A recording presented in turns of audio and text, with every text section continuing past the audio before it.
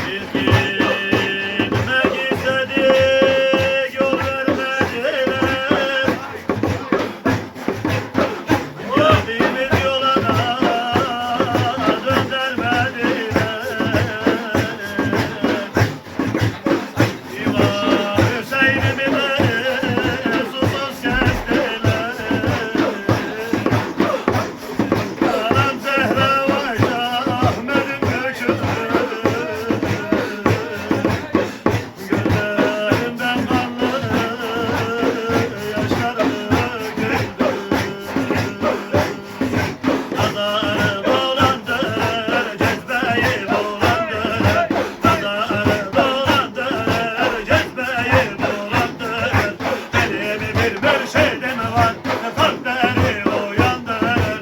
Benim bir mürşidim var, kalpleri uyandırır. Geylani Geylani Sultan Abdülkadir'i, Geylani Geylani Pirim Abdülkadir'i. Gözünde var peşesi, gönlü hak penceresi.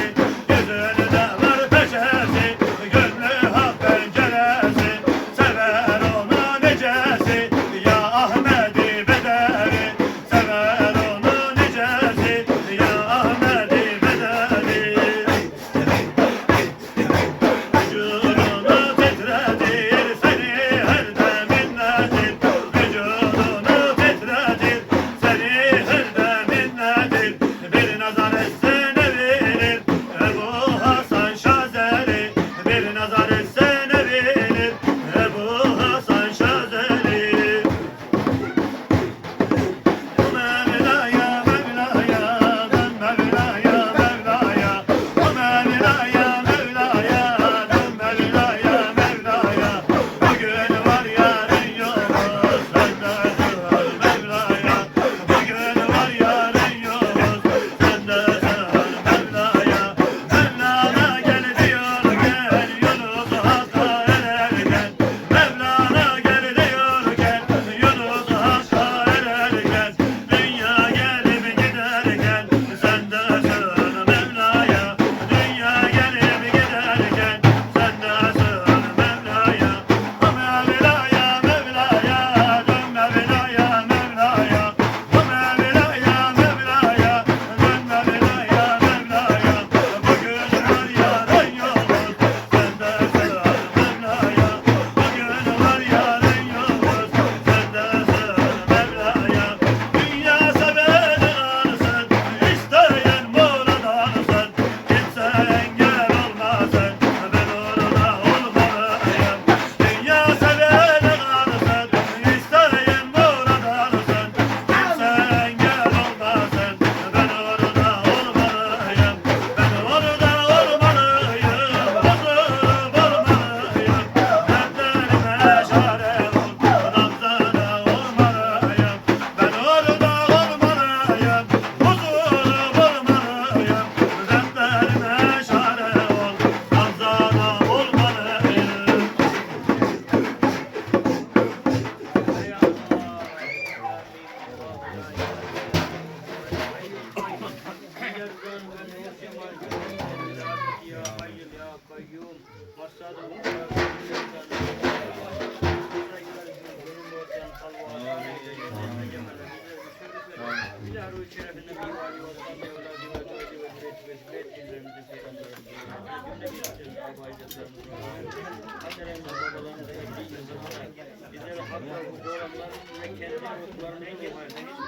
Hediye ediyoruz. Dergahında kabul edelim. Amin.